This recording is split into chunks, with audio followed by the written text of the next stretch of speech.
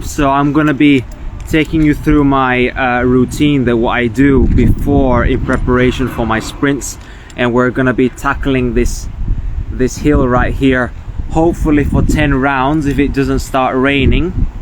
So I'm just gonna take you through my warm-up, what I typically do, and then in between of the sprints I'm gonna be giving you some tips about the sprinting and about the nasal breathing, about the different types of metabolisms. So let's get straight into it. I'll just set this up somewhere so you can see my warm-up that I typically do before I start my sprints. Sorry, I turned the camera off there.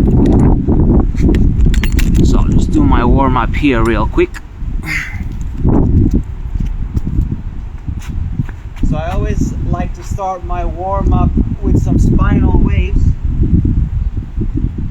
to warm up the spine.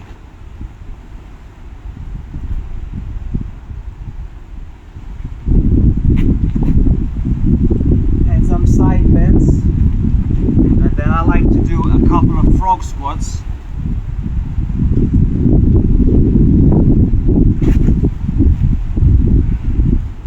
And then I like to bring my knees down to the floor and do a bit of a back bend as well. And then do a down dog to up dog. A couple of these, maybe like 3 to 4. And then after that I like to do a hip flexor stretch to open the hip flexors, but without resting the back knee on the floor.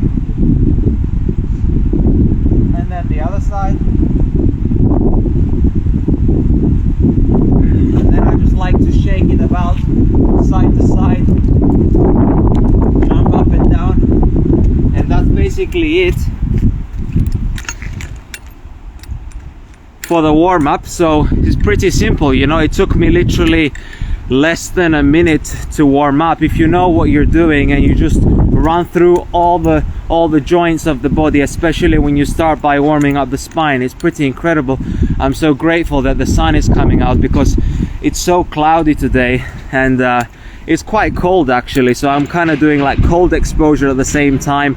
Not really ideal, you know, when you're trying to warm up your muscles, especially if you're doing sprinting. It makes you a little bit stiff. But of course I'm without a shirt because I want to be absorbing as much sunlight as I can. So now I'm just going to set the camera up on the top of the hill looking downwards, because that's where I'm going to be sprinting. So I'm just going to take you guys up here, take a look of the surroundings and the view. What do you guys think?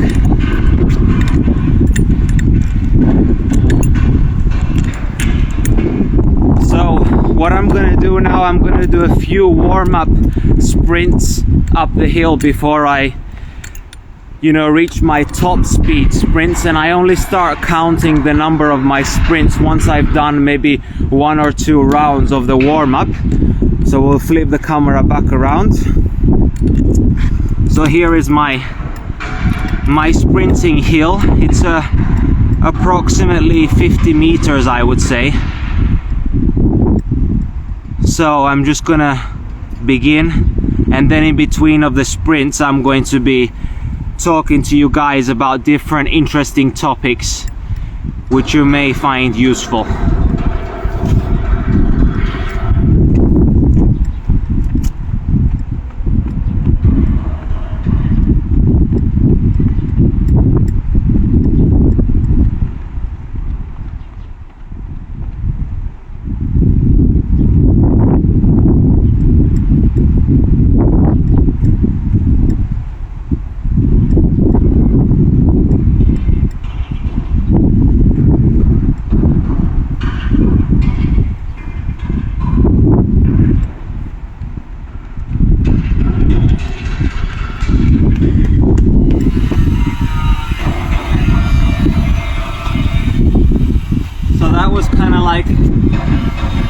Just preparation, slowly easing into the sprints. I don't know if you guys can hear me because there is a lot of noise in the surrounding and there's quite a lot of wind, so I hope that you guys can hear me. I'm also not wearing a microphone, and I hope that I'm in the camera because this is the back of the phone, it's not the selfie camera. So, but yeah, as you just saw there, I'm basically trying to ease in to the sprint, so I'm trying to gradually increase my pace, increase my speed, and I don't want to shock my body, right? I want to let my tissues nicely warm up. Now I'm gonna catch my breath a little. I'm gonna go down there and I'm gonna start my first round of my sprints, and then I'm gonna share some more tips with you in between when I'm resting. All right, I'm going down.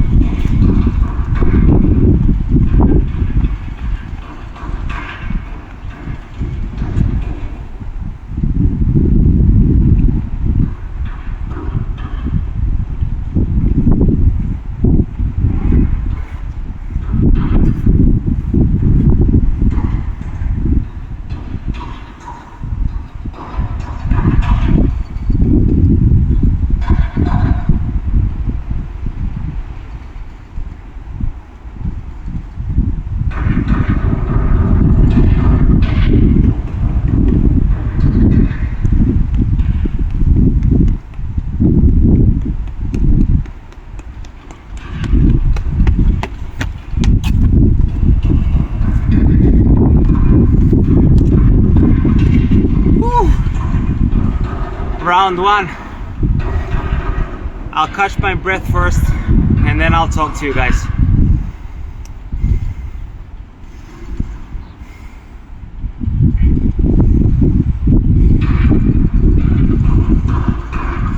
So my aim is to always breathe through my nose as much as I can, because nasal breathing allows me to receive more oxygen and it does not let me exhale too much carbon dioxide too fast.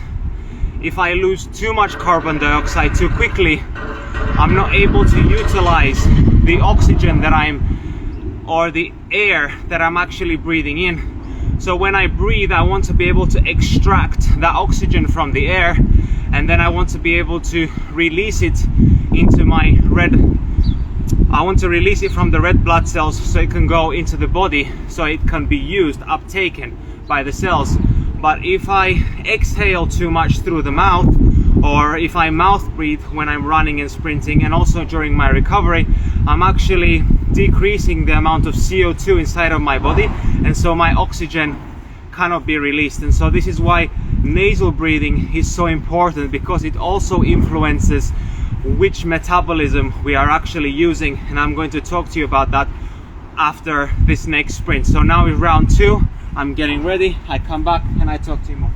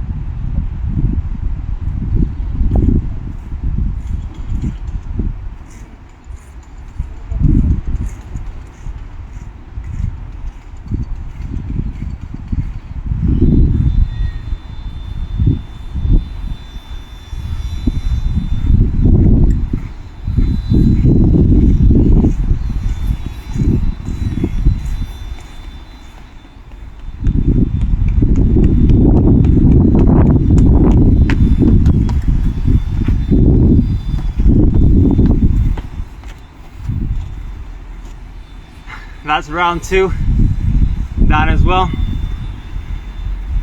Just gonna gather my breathing first.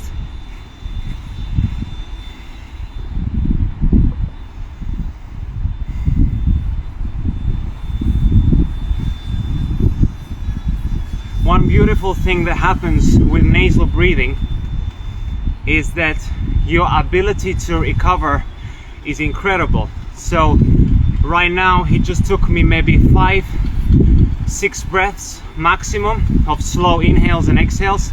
After that, my hard effort, my maximal effort. So when I do the sprints, I'm sprinting as hard as I can. Of course, the distance makes a huge difference. So if this distance was longer, it would take me probably longer to recover as well, because I'm exerting even harder. But basically, when we nasal breathe, it allows our body to use more oxygen, so we don't require so many breaths. So every single breath that we take is even more valuable, which is exactly why I only nasal breathe throughout my entire day, even when I'm not training, because that is actually when you're supposed to be training your breath the most, and then it's easier to maintain nasal breathing during training if you are used to breathing through your nose in daily life. So that's tip number 2. I'll talk to you some more about the metabolisms on the next round, okay? So round 3 now, let's go.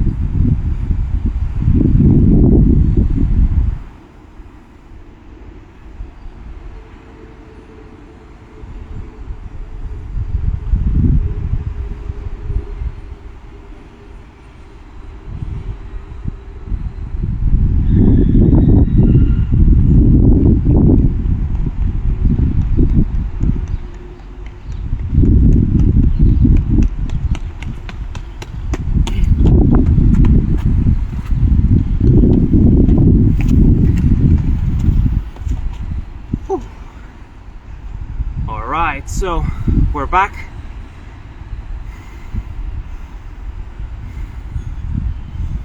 It seems that as I'm getting more and more into the rounds, the ability to recover the breath becomes easier.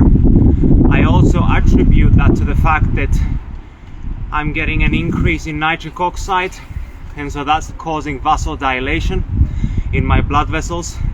It's also allowing my nostrils to open up more as well, so I'm able to receive more air with every single breath. So I was going to tell you about the different types of metabolisms and how those are actually influenced just through the power of the breathing, but of course the type of exercise that we're doing, whether we're exercising or not, can influence which metabolism we are using. And when I'm talking about metabolisms, I'm talking about glucose metabolism versus fat metabolism, you know, using ketones as a fuel. Anytime when we're doing a hard effort, like a maximal effort, we are going to be tapping into our glucose metabolism. And why this is so beneficial is because, especially if we are eating a high carbohydrate diet, we want to be depleting those glucose stores, right? Because if the carbohydrate or glucose bucket overflows by eating too much and not using enough of it, we are going to be storing that in our fat tissue, and we actually don't want to be converting glucose to fat. We actually want to be depleting as much as possible. But anyway, let's say that you are doing a ketogenic style diet. What's going to happen here in this kind of case, when you are doing sprints, your body will be converting your fat into glucose for that quick fuel source. Now, I don't necessarily believe that this happens during the sprinting itself, but more so outside of the sprinting. So let's say you are doing most of the time a carnivore / ketogenic diet.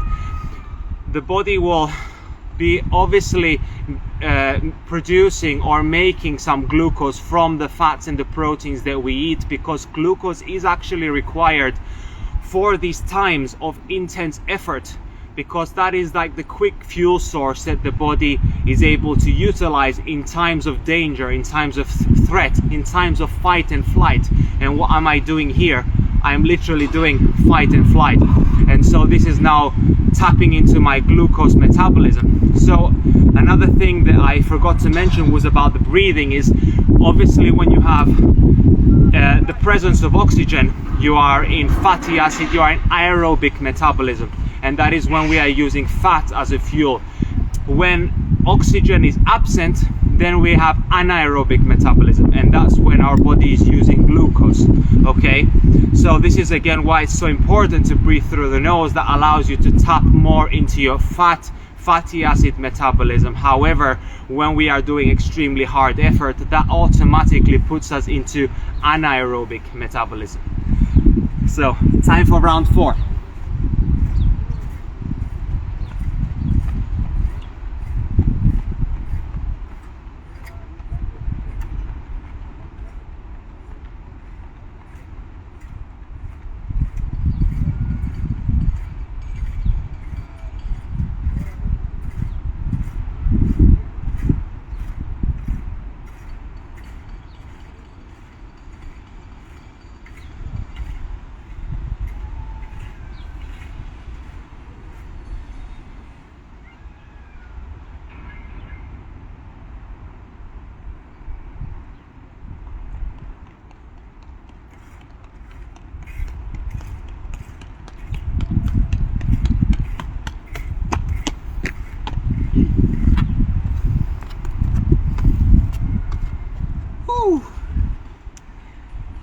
Starting to get a little bit tough. Always around after the 3rd round, I start to feel my speed dropping down a little bit, which makes total sense as I'm starting to use all my creatine that I have available, you know, to produce that quick ATP in my muscle. But also the fact that I'm probably using up all my glucose, because I do follow a low carb / 0 carb diet, so it gets pretty tough, you know, on that explosiveness, if you want to be explosive.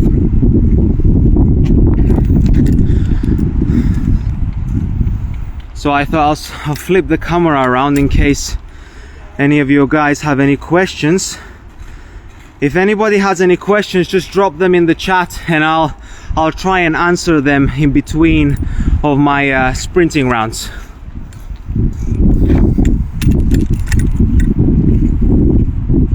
How do you like the view? It's quite nice, right? So I'm just gonna head down there for round 5.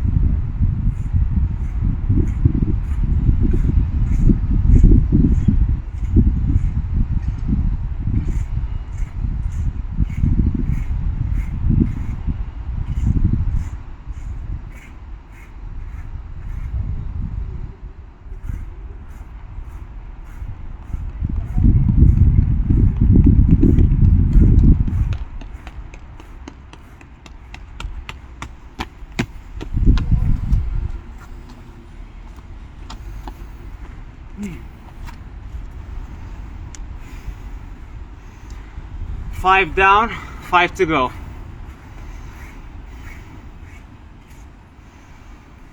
Actually, when I'm squatting here in this position, it makes my tibialis anterior muscles on the front of my legs burn quite a bit, so I might need to stand in between for my resting times.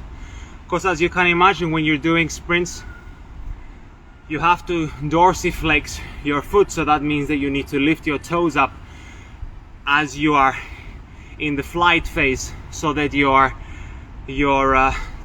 tip of your toes don't touch the ground. And so that's actually using a lot of energy from the front of the leg, but also makes it very, very strong.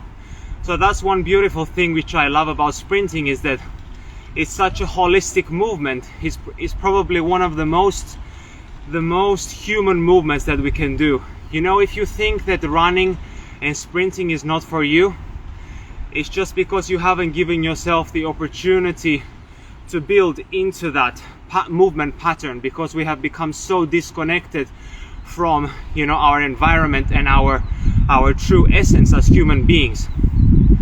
So if you walk a lot, you know, jogging slightly helps you build into faster jogging.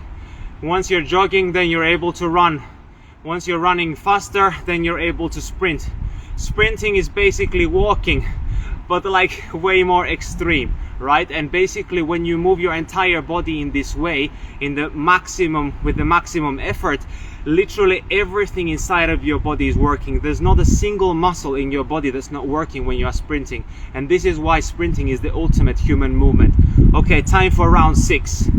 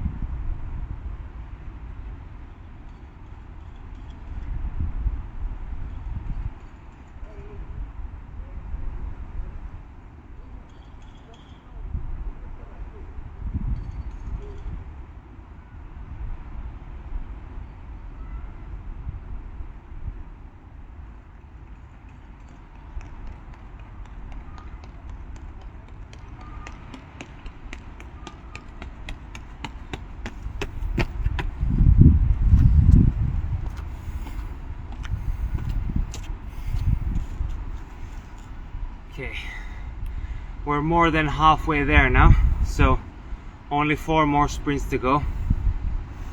How do you think I'm doing, guys? Give me a rating from 1 to 10 in the chat, how I'm doing.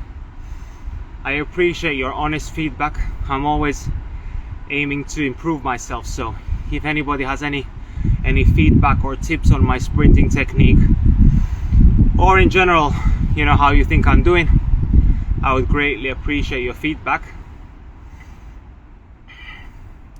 So another tip I would like to give you during my sprinting is how I position my hands.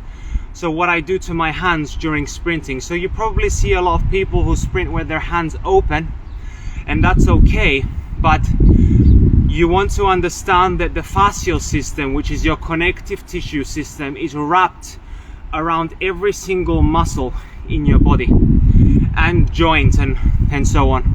Think of it like as a grapefruit. When you squeeze the juice out of the grapefruit, you are left with the fiber, with the webbing. That's basically like the fascia inside of the body, and the juice of the grapefruit is the muscle. And so it's giving shape literally to the juice. So it gives shape to our muscle and it holds everything together. Now, if I triangulate my fingers, so I close the first 2 fingers like this, I wrap my thumb around and I close the other ones on top. Basically what happens here, it makes this wrist extremely tight, so it's hard to bend. But that doesn't only impact my wrist, it impacts my entire body, my entire system. So when I triangulate my fingers like this and I literally squeeze my fist like this, this is called CoreFist. So the David Weck, the guy who invented the Bosu ball, he's actually the guy who came up with this configuration of the hands. And so what this actually does, it tightens up the fascia of the entire body from head to toe. And the reason being is what I just mentioned to you, that you only have so much fascia available in the entire body. So think of it like a sheet. If you pull one part of the sheet, you cannot pull it without affecting every single area of the sheet. Like imagine if it's a short sheet and you're trying to spread it on the bed, you cannot like pull it without it coming off the other areas of the bed. So your fascia is the same. So if you tighten one area of the body up, you are able to become more efficient at explosive movement. Why? Because when you are slack, you are not like transferring the energy immediately through your connective tissue and allowing you to respond as fast as you want it to. But the tighter your fascial system is, the more efficient you can be, because then you can transfer your intention of your muscle into your connective tissue, and you're able to place that force into the ground and move your body as you want. And notice that when I'm sprinting, I'm actually never sprinting just straight like this. I'm actually coiling down from side to side, because what this does, it shortens the one side and lengthens the other side of the body. And when I'm this position right here, now this acts like an elastic band which is fully stretched, and this acts like a spring, so it springs me back to the other side. And the quicker I can spring from side to side over and over, that means the quicker my feet can strike the ground, which automatically makes me take more steps, and that actually makes me faster. So actually, because the hands are closer to the brain, the faster I move my arms, the more that assists my lower body. Okay, so that was the tip for now. Time for round 7.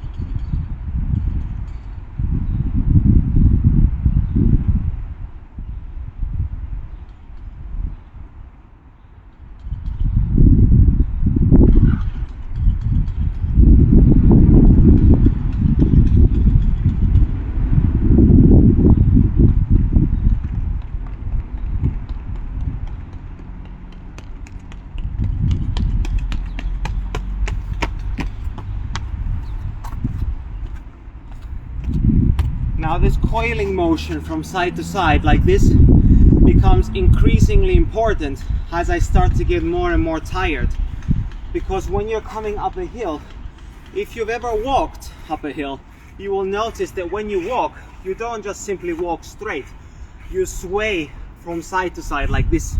And why is that? Because all the pressure is shifting on the front leg.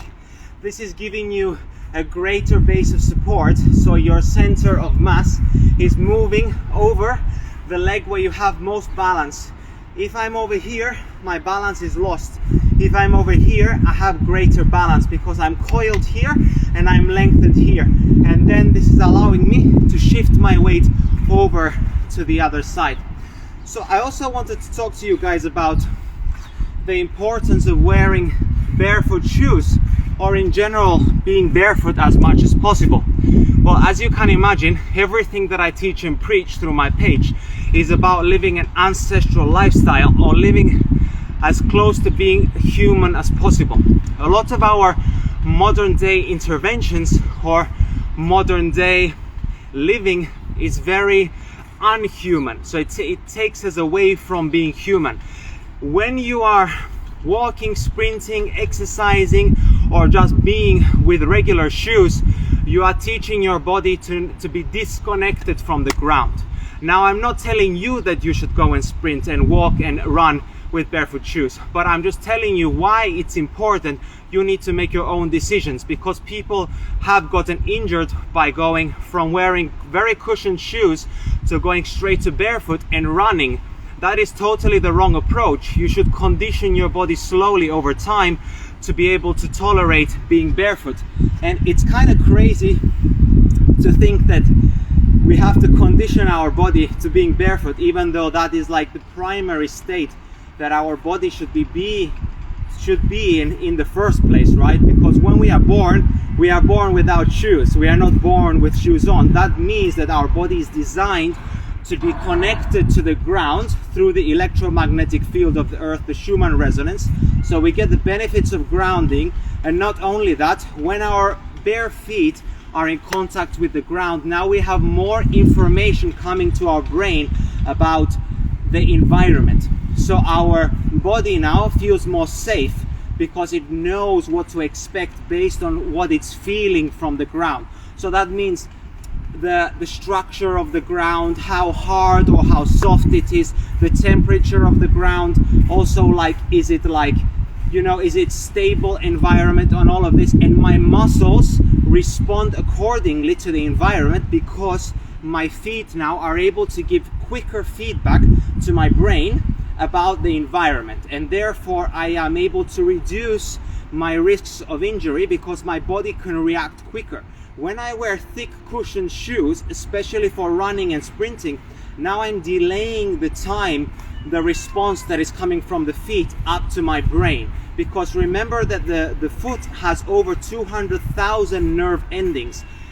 Well, there is a reason why the foot has so many nerve endings. It's because it's supposed to educate and inform the brain about the environment. And so the more information and the more connected that we are as human beings to ourselves, and we live in the most authentic and ancestral way, this is the way that we are able to be more in vitality, because we are not going against our biology and our nature, but we are working with our nature. So since we have to be wearing shoes, this is why I'm a big advocate of wearing barefoot shoes, because we are not meant to be wearing shoes in the first place.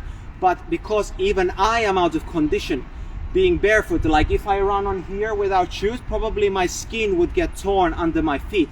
But somebody who is used to being without shoes for their entire life, and they climb mountains like in the Himalayas, or you see people who are very like primal in this sense, who can't afford to buy shoes, you will notice that they have extremely tough feet, like a rhinoceros skin.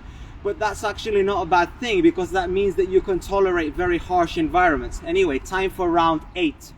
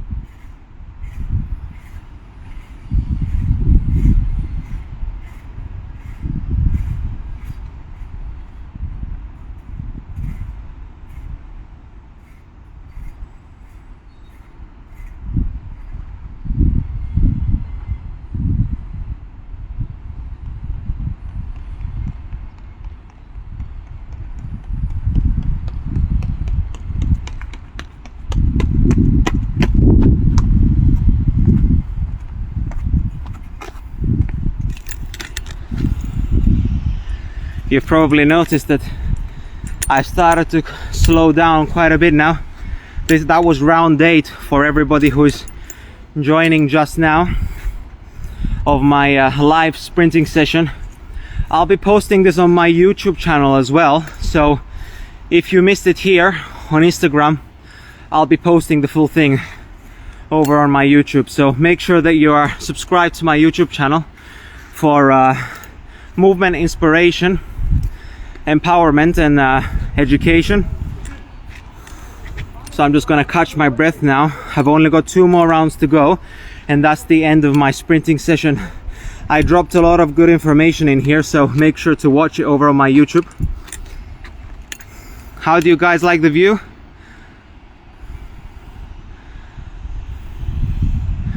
Let's see if anybody has any questions. If anybody has any questions, just drop them in the chat and I'll make sure to answer them before I log off.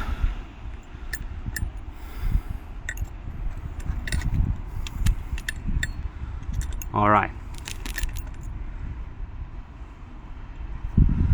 So, only 2 more to go.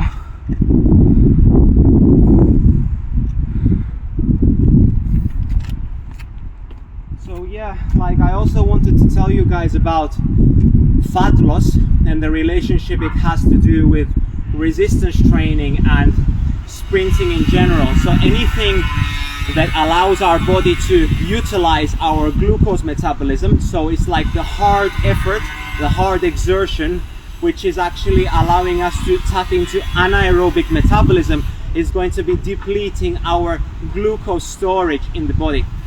Now, if we are not replenishing those glucose stores from the diet, and we are also eating in a calorie deficit, we will be able to tap into our own body fat stores even quicker. So this is the beautiful thing about doing resistance training and sprinting in general, is because it's why I love sprinting is because it's not complicated. All you have to do is just go as hard as you can. You don't necessarily need to do sprinting in terms of, you know, running sprinting. You could do sprints on a bike, you can do sprints on a rowing machine, you can do sprints in any way, in any other cardiovascular type of machine, as long as you're doing all-out effort, and your effort needs to be between 10 to 30 seconds, and then you have at least 90 seconds resting time. So why the resting time needs to be longer than the sprint is because you don't want your cortisol, your stress hormones, to rise too much. You want to keep them low because we don't want to suppress the other beneficial hormones that are going to be produced from the sprinting itself.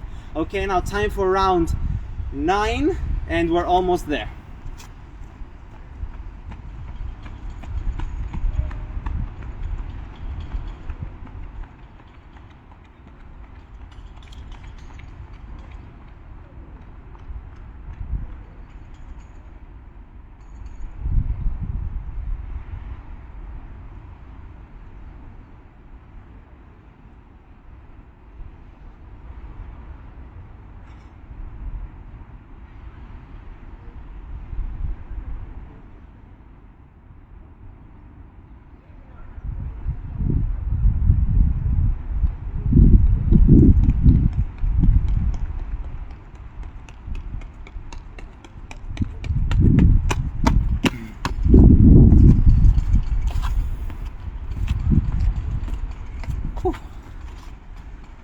Tough, guys.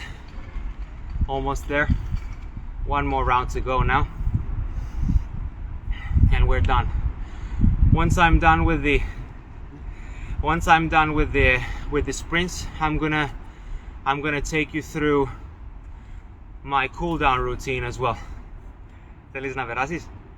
Απλώς έξω, κάνεις YouTube, κάνεις... Κάνω live, αλλά είναι εντάξει. Παίρνε, εντάξει. Μπορεί να είναι κάτι διαφημιστικό. Όχι, εντάξει, ευχαριστώ. Να είσαι καλά. Ευχαριστώ. You got me to speak a little bit of Greek there. I'm half English and half Cypriot, so that means I was born in Cyprus, so my father is from Cyprus and my mom is from the UK, and because I've lived my entire life in Cyprus, I also speak fluent Greek, but I also went to Greek school, so that's why my Greek is also fluent, but I also speak fluent English because my mom is English, and you know how it goes. Normally you pick up the language of the mother more, or depending on which parent you spend most time with. Alright, so now I think I've covered all the topics, to be honest, that I wanted to cover. If you guys have any questions, make sure to drop them in the chat before I sign off. I'm gonna do my last sprint, then I'm gonna basically do my cool down routine, which is basically the same as my warm-up routine. I don't overcomplicate things, I just run through the entire body, make sure I'm feeling good and relaxed when I'm done, and then I'm probably gonna head in the sea for some restorative grounding. I already went in the sea this morning. It's quite cold in there actually, and because it's quite cloudy, it feels, you know, a little bit cold when you get out, but when it's a nice and sunny day, it's really incredible. So time for round 10. Wish me luck. Let's try and push it.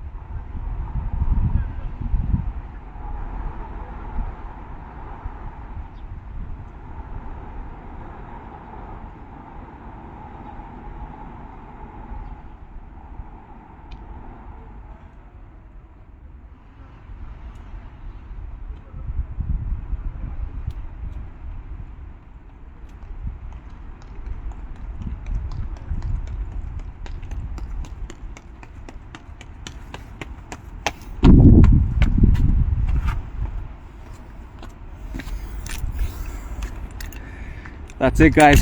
We made it. That was round 10. Whew, that was probably the most fun sprinting session I've done so far, because I had you guys with me, so that kind of like motivated me to push myself even more. So maybe I'll start doing this a bit more often. So does anybody have any questions before I sign off? I'm just gonna run you guys through my see my blue tongue? It's from the methylene blue, magical substance. So let me just put the stand maybe like this. I'll just do my cool down routine, some spinal waves.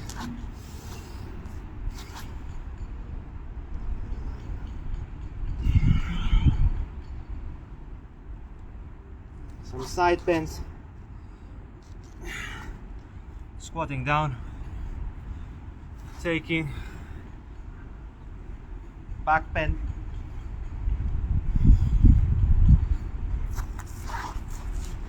down dog to up dog,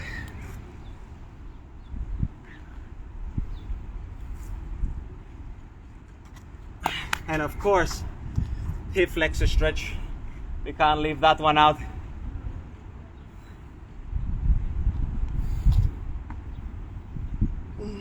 This feels so good. It's literally my favorite mobility movement.